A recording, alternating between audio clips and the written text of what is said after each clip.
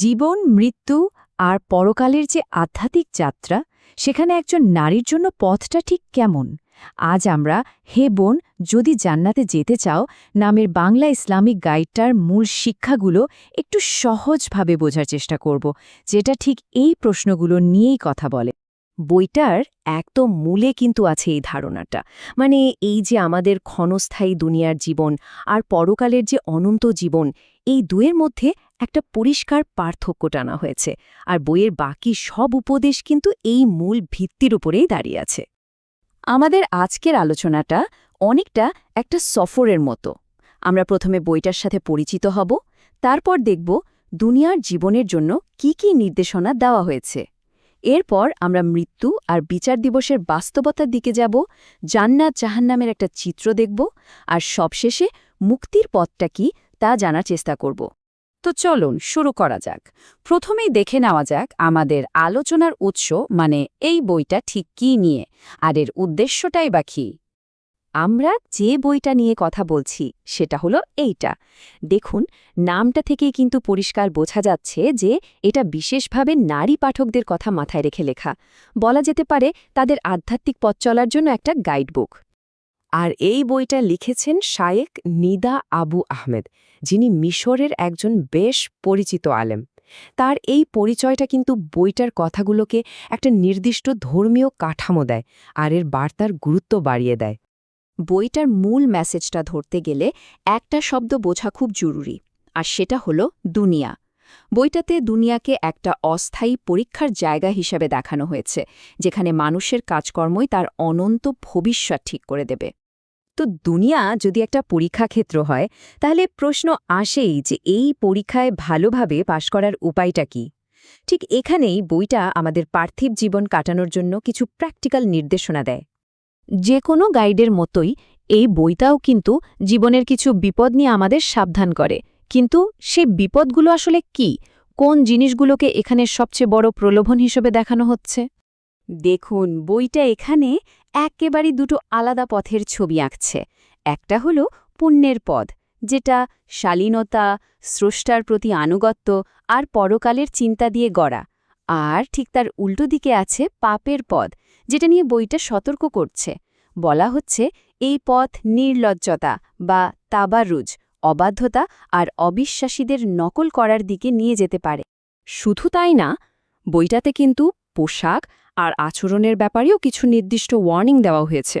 যেমন জাহেলিয়াত বা প্রাক ইসলামী যুগের মতো নিজেদের প্রদর্শন না করা, কিংবা পুরুষদের পোশাকের অনুকরণ না করা, অথবা নামডাকের জন্য পোশাক না পরার কথা বলা হয়েছে। এগুলোকে পরকালের যাত্রাপথের বাধা হিসেবে দেখা হয়েছে। দুনিয়ার জীবনের এই গাইডেন্সগুলোর পর বইটা আমাদের নিয়ে যায় এক অবশ্যম্ভাবী রিয়ালিটির দিকে, আর সেটা হলো মৃত্যু এবং বিচার দিবস। চলুন দেখি এই ব্যাপারে বইটাতে ঠিক কী বলা হয়েছে। বইটার একটা টিচিং হলো মৃত্যু আসবেই। এই আয়াতটা ঠিক সেই কথাই মনে করিয়ে দেয় যে মৃত্যু একটা ইউনিভার্সাল ট্রুথ, যা থেকে পালানোর কোনো উপায় নেই, আর এটাই হলো পরকালের জীবনের দরজা। বইটিতে কিয়ামতের দিনের যে বর্ণনা দেওয়া হয়েছে সেটা কিন্তু বেশ ভয়াবহ। বলা হচ্ছে সেদিন পৃথিবী নাকি থরথর করে কাঁপতে থাকবে, পাহাড়গুলো ধুলোর মতো উড়ে যাবে আর মানুষ দিশেহারা হয়ে দৌড়াদৌড়ি করবে। এই বর্ণনাটা মূলত সেই দিনের ভয়াবহতা বোঝানোর জন্যই। আর বিচার দিবসের ছবিটা তো আরও ভয়ঙ্কর। বইয়ের বর্ণনা বলছে সেদিন নাকি সূর্য চলে আসবে একদম মাথার কাছে, মানুষ নিজের ঘামেই ডুবে যাবে, আর প্রত্যেকের নিজের হাত পাই তার কাজের সাক্ষী দেবে। এরপর মিজান বা দাড়িপাল্লায় কাজ মাপা হবে, আর প্রত্যেকের হাতে তার কাজের রিপোর্ট কার্ড ধরিয়ে দেওয়া হবে। তো এই চূড়ান্ত হিসাব নিকাশের পর কি হবে? প্রত্যেক আত্মার জন্য অপেক্ষা করছে দুটো অনন্ত ঠিকানার যে কোনো একটা। এখন আমরা দেখব বইটা জান্নাত আর জাহান্নামকে ঠিক কিভাবে বর্ণনা করেছে। যারা পুণ্যবান তাদের পুরস্কার হিসেবে জান্নাতের যে বর্ণনা দেওয়া হয়েছে তা সত্যিই খুব সুন্দর। এটাকে এমন একটা জায়গা হিসেবে দেখানো হয়েছে যেখানে থাকবে শুধু অনন্ত শান্তি আর সুখ, যার নিচ দিয়ে বয়ে যাবে ঝর্ণাধারা। আর এটাকে বলা হয়েছে সবচেয়ে বড় সাফল্য। আর জান্নাতের ঠিক উল্টো দিকেই আছে জাহান্নাম, যার ছবিটা আঁকা হয়েছে একেবারে ভয়ঙ্করভাবে। বইটা বলছে পাপীদের মুখে ভর দিয়ে টেনে হিচড়ে নিয়ে যাওয়া হবে, তাদের পরনে থাকবে আলকাতরার পোশাক, আর আগুন তাদের মুখ পুড়িয়ে দেবে। এটা আসলে একটা খুব কঠিন সতর্কবার্তা। মানে এই দুটো ফাইনাল ডেস্টিনেশনের মধ্যে তফাতটা আকাশ আর পাতালের মতো। একদিকে জান্নাত, যেখানে আছে এমন সুখ যা কেউ কখনো কল্পনাও করেনি, আর অন্যদিকে জাহান্নাম, যেখানে আছে শুধু কষ্ট আর কষ্ট। খাবার হিসেবে জাক্কুম নামের এক তিক্ত গাছ, আর পানীয় হিসেবে ফুটন্ত গরম পানি। তাহলে প্রশ্ন হল, এই ভয়াবহ পরিণতি থেকে বাঁচার উপায় কি?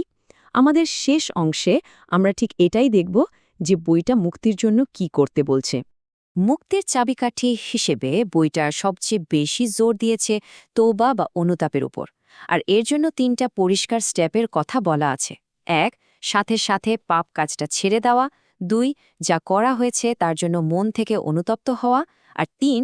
প্রতিজ্ঞা করা যে ওই কাজে আর কখনোই ফেরা হবে।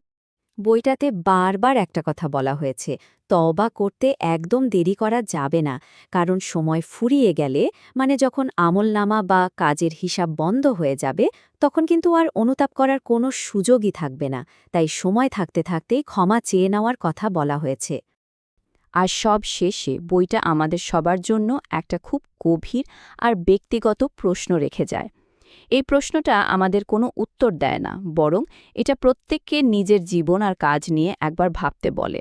শেষ দিনে নিজের অবস্থানটা কোথায় হবে, এই আত্মজিজ্ঞাসাই হয়তো বইটার আসল বার্তা।